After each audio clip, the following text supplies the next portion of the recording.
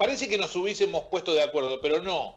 Yo en realidad, mientras Burso estaba buscando en una caja, yo estaba buscando en la caja de al lado, mientras saqué una chancleta que había ahí, no sé de quién, no sé por qué había una chancleta en esa caja, pero bueno, me voy un poquitito más atrás en la historia, me quedo en Europa y vamos a hablar de la primera Copa de Europa de clubes, lo que hoy llamamos Euroliga, porque fue una de las decisiones que se tomaron allá por 1957 en Múnich, en la Conferencia de Naciones Europeas, en la primera de estas conferencias de todos los países de Europa, y se determinó que se jugara la Euroliga. Y ya después le voy a explicar un poquitito más lo que estamos viendo.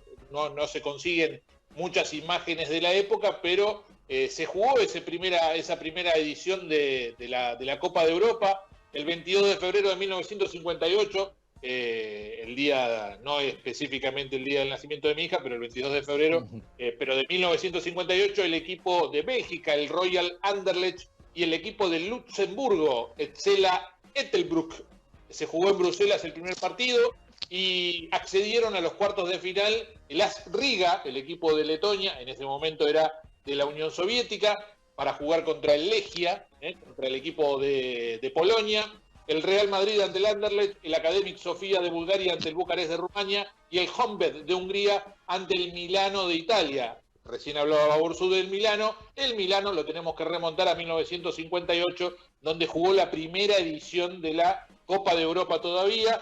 El Riga le ganó al Varsovia, el Real Madrid al Anderlecht, el Academic Sofía al Bucarest y el Honvéd al Milano, eliminándolo al Milano el equipo húngaro. Ahí accedieron a las semifinales. Ahí se dio una situación bastante atípica, no por la época y tampoco por situaciones que se produjeron en Juegos Olímpicos o en torneos mundiales, pero por ejemplo el Academic Sofía le ganó al equipo búlgaro, le ganó el equipo de Hungría, al Honvéd, que había eliminado al Milano, y el Riga en realidad le ganó los puntos al Real Madrid, teniendo en cuenta un boicot del gobierno español a lo que era la Unión Soviética en ese momento. Después en el 80 se vuelve a producir, en el 84 se vuelve a producir ya en Juegos Olímpicos, pero el Riga accede a la final ganándole por puntos, ¿no? Por no presentación al Real Madrid, y por eso acceden a las finales que estamos viendo ahora.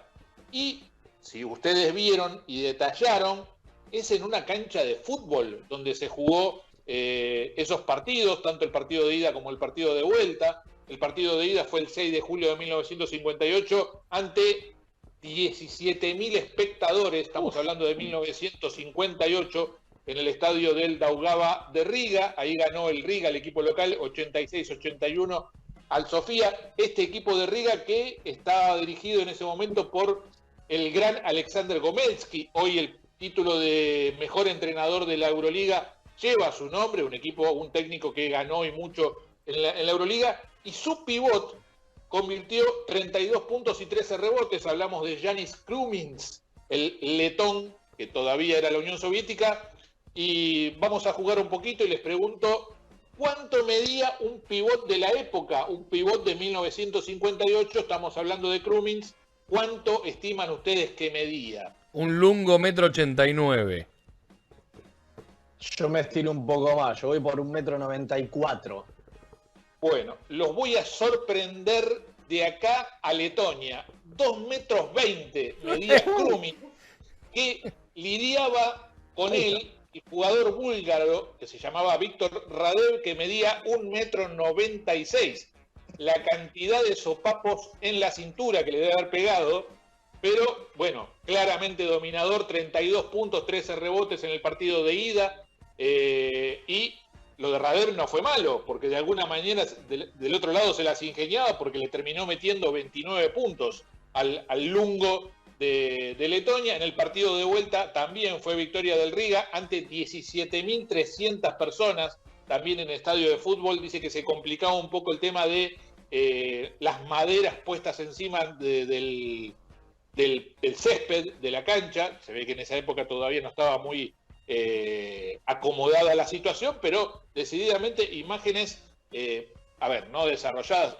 Estamos hablando de 1958, y como les decía, el 19 de julio se jugó el segundo partido. En ese partido el Lungo metió 13 puntos y tomó 14 rebotes. Se ve que Radev lo controló un poco mejor. Y del otro lado, Radev convirtió 19 puntos y también tomó 6 rebotes. Así que recordamos de esta manera la final de 1958 en canchas de fútbol. Algo que estaría bueno también para definiciones, teniendo en cuenta que en Europa sí va mucha gente a la cancha y que por ahí estaría bueno meter, no sé, en el Nou Camp o meter en el Bernabéu un partidito de básquet para que la cantidad de público sea mucho más. Pero bueno, tampoco son malas las cantidades de gente que va a ver los partidos de Euroliga. Así que bueno, lo llevé a 1958, a lo que fue la primera Copa de Europa que ganó el ASK Riga, el equipo de la ex Unión Soviética, hoy Letonia. Borsu, ¿algo para agregar? Divinas las imágenes, divinas. Y se puede hacer hoy, porque en realidad sería mejor en estadio cerrado, ¿no? Por cuestión de viento y demás, pero muchos de los estadios del Bernabéu mismo están refaccionándolo para cerrarlo, así que venga. Es más, se habían jugado partidos de pretemporada de NBA hace unos cuantos años, creo que 7, 8 años, en el estadio de tenis de Indian Wells, que tiene más de 30.000 butacas, y tuvieron algún temita con el viento, pero bueno, vamos a hacerlo. Y esas imágenes son divinas, la verdad que son un espectáculo verlas.